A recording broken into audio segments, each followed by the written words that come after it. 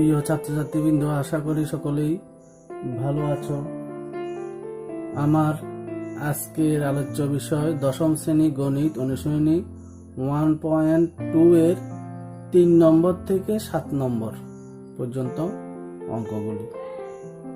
আমি আমার আগের ক্লাসে 2 নম্বর পর্যন্ত অঙ্কগুলি করেছিলাম। আজকে 3 নম্বর থেকে শুরু করব। তাহলে শুরু করা যাক আজকের ক্লাস।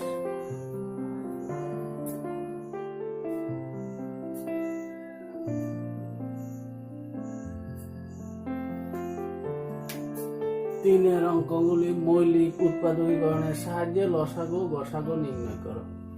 তিনের 1 নম্বর অঙ্কটি 12, 15 এবং 21 এর লসাগু ও গসাগু নির্ণয়। প্রথমে মৌলিক উৎপাদকীকরণ করতে হবে, অর্থাৎ 12 এর মৌলিক উৎপাদক বিশ্লেষণ 2 দিয়ে ভাগ করলে 6, 6 কে 2 দিয়ে ভাগ করলে 3, 15 কে 3 দিয়ে ভাগ করলে 5, 21 3 দিয়ে ভাগ করলে 7। সুতরাং 12 = 2 × 2 × 3, 15 = 3 × 5, 21 = 3 × 7। এখন প্রথমে গসাগু নির্ণয় করি। গসাগু নির্ণয় করতে হলে আমরা জানি যে উৎপাদকটি সবার মধ্যে রয়েছে এবং এদের মধ্যে যেটির সর্বনিম্ন ঘাত রয়েছে। এখানে সবটির সঙ্গে মিল রয়েছে উৎপাদক 3 এবং 3 এর সর্বনিম্ন ঘাত 1, সর্বোচ্চ ঘাত বলতে এখানে 1, তাহলে গসাগু হবে 3, 3 to the power 1 মানে 3 বসে। এখন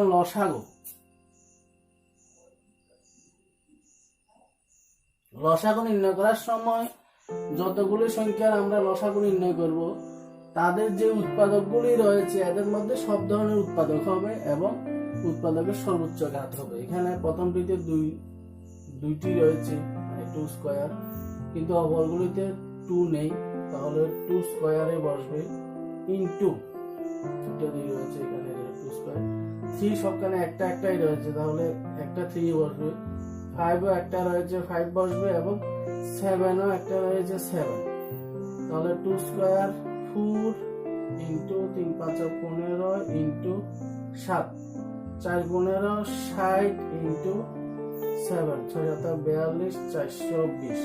সুতরাং গসাগু 3, লসাগু 420। এখন 2 নম্বরে 17, 23, 29 এর লসাগু গসাগু নির্ণয়। এখন 17 ইহা একটি মৌলিক সংখ্যা, 17 ছাড়া অন্য কোনো সংখ্যা দিয়ে ভাগ যায় না। 23 ও একটি মৌলিক সংখ্যা, সুতরাং 23 দিয়ে ভাগ করলে 1। 29 ও একটি মৌলিক সংখ্যা, 29 দিয়ে ভাগ করলে 1, সুতরাং 17 = 1 × 17। 23 = 1 × 23, 29 = 1 × 29। সুতরাং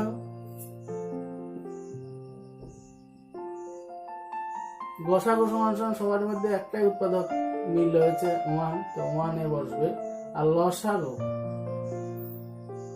লসাগুর ক্ষেত্রে সব ধরনের উৎপাদক বসে, তার মানে 1 × 17 × 23 × 29।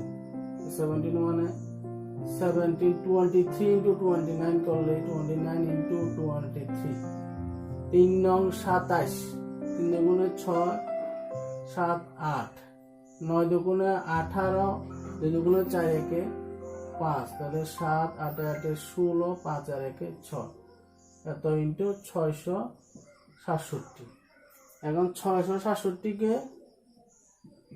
আবার 17 দিয়ে গুণ, 7 7 49, হাতে রয়েছে 4, 6 7 42, 43 16 45 46, হাতে রয়েছে 4, 6 7 42, 42 4 46, আবার 7 একে 7, 6 একে 6, 6 একে 6, তাহলে 9, 6 এর সাথে 13, 3 হাতে 1, 6 6 12, একে 13, 3 হাতে 1, 6 6 10, একে 11 ইকুয়াল টু 11339। এটাই আনসার। এখন 3 নম্বর অঙ্কটি,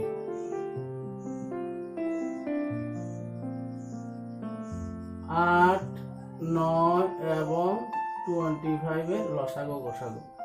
8 কে উৎপাদক মিশ্রণ করলে 2 দিয়ে দিলে 4, 2 দিয়ে দিলে 2, 9 কে উৎপাদক 3 দিয়ে দিলে 3 হয়, 25 কে উৎপাদক মিশ্রণ করলে 5 to 5। সুতরাং 8 ইকুয়াল টু 2 ইন্টু 2 ইন্টু 2 মানে 2 এর cube. 9 equal to 3 into 3 equal to 3 square. 25 equal to 5 into 5 equal to 5 square. সুতরাং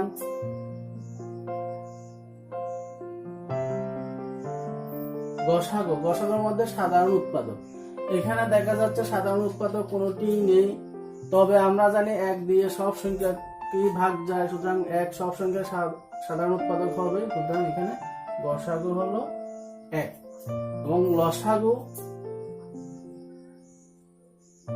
লসাগুর ক্ষেত্রে আমরা জানি সব ধরনের উৎপাদক বসবে এবং তাদের মধ্যে সর্বোচ্চ ঘাত যা তাই বসে। এখন 2 একটি উৎপাদক রয়েছে, 2 এর সর্বোচ্চ ঘাত অন্য কোথাও নেই, এখানে সর্বোচ্চ ঘাত 3, তাহলে 2 কিউব।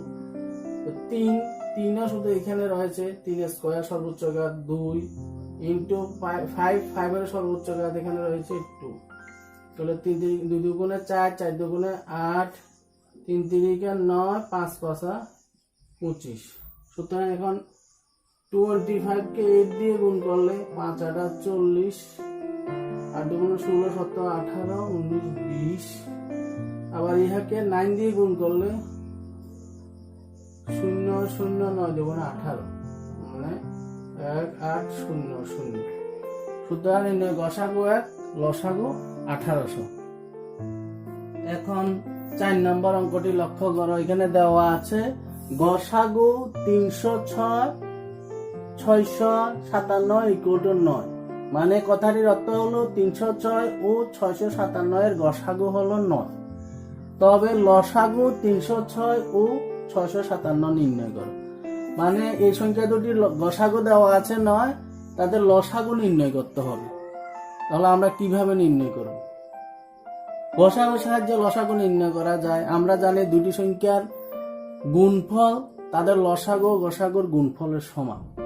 এখন লসাগু গসাগুর মধ্যে গসাগু দেওয়া আছে, এখন সংখ্যা দুটির গুণফল নির্ণয় করে তার থেকে আমরা লসাগু নির্ণয় করতে পারি। যেমন দেওয়া আছে 306 ও 657 এর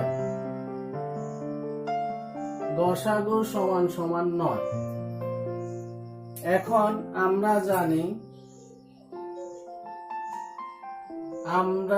জানি দুটি সংখ্যার লসাগু ইন্টু গসাগু সমান সমান সংখ্যা দুটির গুণফল। সুতরাং লসাগু সমান সমান সংখ্যা দুটির গুণফল বাই গসাগু, অর্থাৎ সংখ্যা দুটির গুণফলকে গসাগু দিয়ে ভাগ করলে লসাগু পাওয়া যাবে। এখন সংখ্যা দুটি হলো 306 ও 657, সুতরাং উপরে 306 ইন্টু 657 বাই নিচে গসাগু 9। এখন 9 দিয়ে আমরা এতকে ভাগ যায় 306 কে, 9 দুগুণে 18, 3 নং 27, 3 বাদ দিলে 27 হয়, আরো 3 টাকে 36, 4 নং 36। সুতরাং লসাগু সমান সমান 34 গুণ 657, অর্থাৎ 657 কে 34 দিয়ে গুণ, 657 গুণ 34, 4 7 28, 17 আছে 2, 4 5 20, 21, 22, 4 24, 25, 26, 3 7 21, 3 5 15, 16, 17, 3 18 একে 19, 8 2 1 3, 6 আর 7 13, 3 হাতে 1, 9 2 11, 11 একে 12, 1 1 1 2 ইকুয়াল টু 2 2 3 3 8। ইহাই নির্ণয় লসাগু। এখন 5 নাম্বার অঙ্কটিতে বলা হয়েছে যে কোনো স্বাভাবিক সংখ্যা n এর জন্য 6n এর শেষ অঙ্কটি শূন্য হবে কিনা পরীক্ষা করে দেখার জন্য। শেষ অঙ্ক অর্থাৎ এককের ঘরের অঙ্ক, অর্থাৎ 6 এর পাওয়ার আমরা যাইনি না কেন, এককের ঘরে শূন্য হবে কিনা তা পরীক্ষা করতে হবে। তাহলে লক্ষ্য করো এখানে 5 number 6 to the power n। এখন আমরা জানি 6 ইকুয়াল টু 2 ইন্টু 3, তাহলে 6 to the power equal to 2 into 3 whole to the power n, মানে 2 to the power n into 3 to the power n। সূচকের সূত্র থেকে আমরা তা লিখতে পারি, দুটো সংখ্যার পাওয়ার n হলে উভয়ের উপরে পাওয়ারটা গুণফল আকারে থাকলে উভয়ের উপরে পাওয়ারটা যাবে। এখন কোন সংখ্যার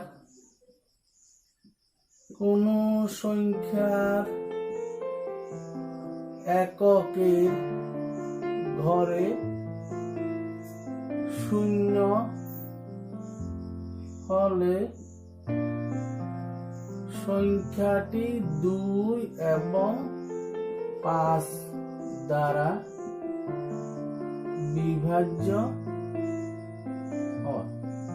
কিন্তু এখানে 6 to the power n equal to লেখা যায় 2 টু দি পাওয়ার n এবং into 3 to the power n, অর্থাৎ 6 টু দি পাওয়ার n সবসময় 2 এবং 3 দ্বারা বিভাজ্য হবে। কিন্তু এখানে কখনো উৎপাদক কখনো 5 আসবে না, অর্থাৎ ইহা 5 দ্বারা বিভাজ্য নয়। তাহলে আমরা লিখতে পারি যে 6 টু দি পাওয়ার n কখনো শূন্য আসবে না। এখানে 6 টু দি পাওয়ার n অর্থাৎ 2 to the power n into 3 to the power n কখনো 5 দ্বারা বিভাজ্য হবে না।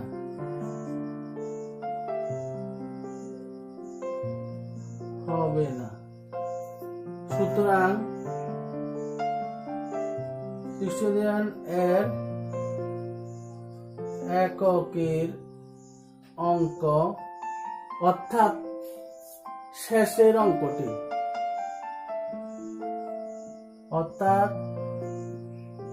শেষের অঙ্কটি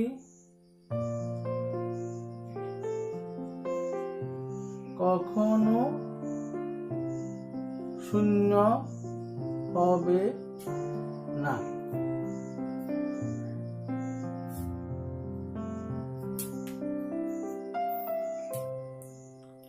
এখন 6 নম্বর অঙ্কটি লক্ষ্য করে, এখানে বলা হয়েছে 7 ইন্টু 11 ইন্টু 13 প্লাস 13 এবং 7 into 6 into 5 into 4 into 3 into 2 into 1 plus 5 এগুলি যৌগিক সংখ্যা কেন ব্যাখ্যা করার জন্য বলা হয়েছে।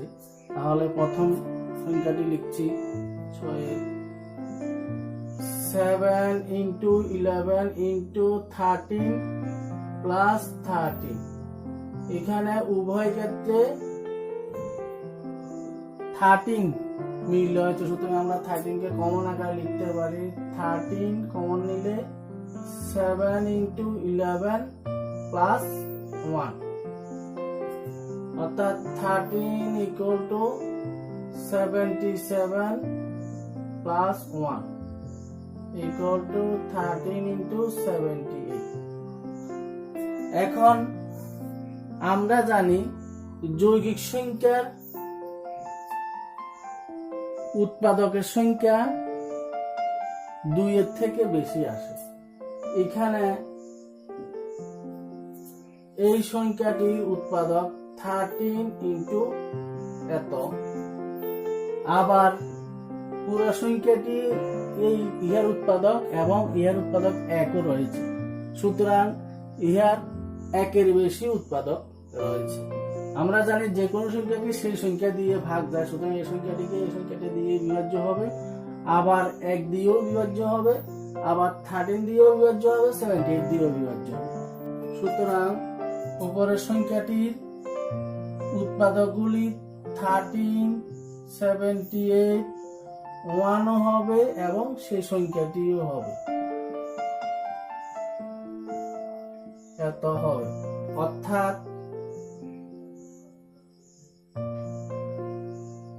2 এর বেশি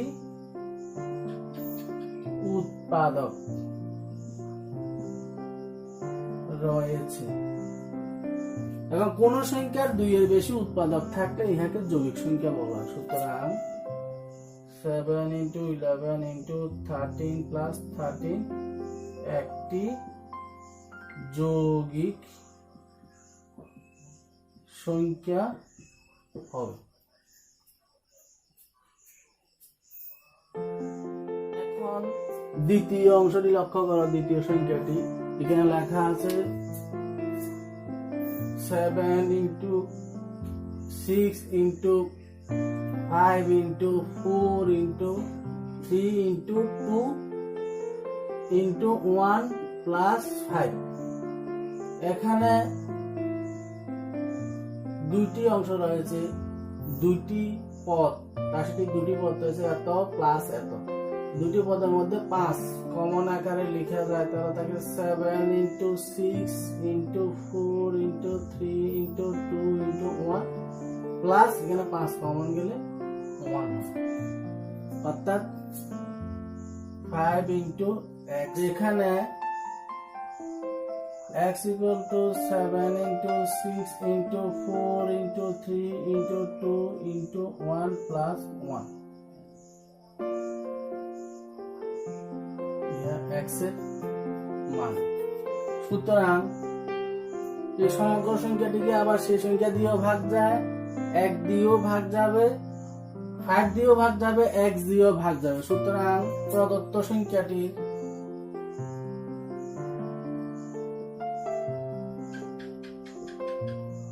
উৎপাদকগুলি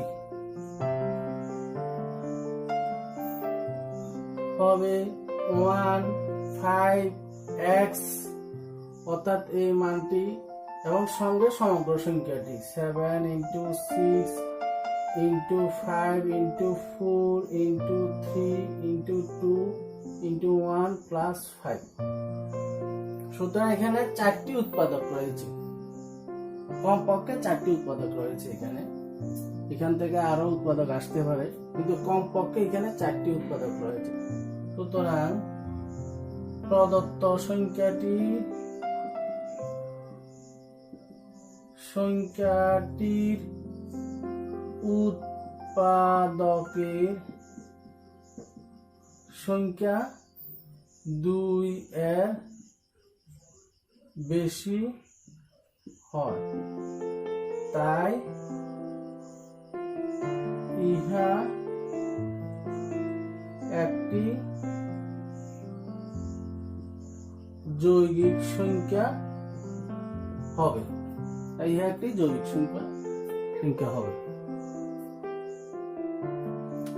7 নম্বর অঙ্কটি লক্ষ্য করো। এখানে বলা হয়েছে একটি বৃত্তাকার পথ আছে, শুনিয়া মাঠটি একবার ঘুরে আসতে 18 মিনিট সময় নেয়, রবির সময় লাগে 12 মিনিট। মানে একটি বৃত্তাকার মাঠ, এই মাঠটা শুনিয়া ঘুরে আসতে 18 মিনিট সময় নেয়, আর রবি ঘুরে আসতে, সেই মাঠটি রবি ঘুরে আসতে 12 মিনিট সময় নেয়। তাহলে তারা একই সাথে একই জায়গা থেকে যদি রওনা দেয়, সমান সময় রওনা দেয়, একই দিকে গেল, কত মিনিট পর তারা পুনরায় আবার প্রারম্ভিক স্থলে মিলিত হবে? উভয়জন যদি ধরে এই জায়গা থেকে রওনা দেয়, তাহলে তারা যদি সম্পূর্ণ অংশ ঘুরে আসে তাহলে শনিবার সময় লাগবে 18 মিনিট, কিন্তু রবির সময় লাগবে 12। এখন তারা যদি প্রারম্ভিক স্থলে একই সঙ্গে মিলিত হতে হয়, তবে ওই সময় যে সময় আসবে সেই সময়কে 18 এবং 12 উভয় দিয়ে বিভাজ্য হতে হবে। অর্থাৎ এমন একটি স্মরণীয় সময় নির্ণয় করতে হবে যা 18 এবং 12 উভয় দিয়ে বিভাজ্য, অর্থাৎ 18 এবং 12 এর লসাগু নির্ণয় করতে হবে। এখানে শনিবার সময় লাগে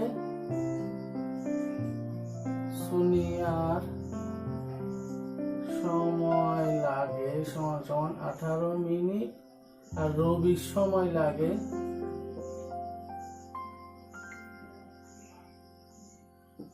সমান 12 মিনিট। সুতরাং উভয়ে একই সঙ্গে প্রারম্ভিক স্থলে মিলিত হতে হলে উভয়েই একই সঙ্গে প্রারম্ভিক স্থলে মিলিত হতে হলে সর্বনিম্ন সময়ের পরিমাণ হবে 12 ও 18 এর লসাগু। তো এখন তাহলে লসাগু নির্ণয় করি। 12 কে উৎপাদক হিসেবে 2 দিলে 6, 2 দিলে 3, 18 কে উৎপাদক হিসেবে 2 দিলে 9, 3 দিলে 3। তখন 12 equal to 2 into 2 into 3 equal to 2 square into 3। 18 সমান 2 into 3 into 3 equal to 2 into 3 square. সুতরাং লসাগু সমান উৎপাদকগুলির সর্বোচ্চ ঘাত। এখানে উৎপাদক 2, উভয় ক্ষেত্রে 2 রয়েছে, কিন্তু 2 এর সর্বোচ্চ ঘাত 2 মানে 2 স্কয়ার, এবং 3 এর সর্বোচ্চ ঘাত 2 মানে 3 স্কয়ার ইকুয়াল টু 2 গুণ 4 ইন্টু 3 3 9, 4 9 36। অর্থাৎ 36 মিনিট পর তারা আবার উভয়ে একই জায়গায় মিলিত হবে। সুতরাং 36 মিনিট পর উভয়ে প্রারম্ভিক স্থলে মিলিত হবে। ইহাই আনসার।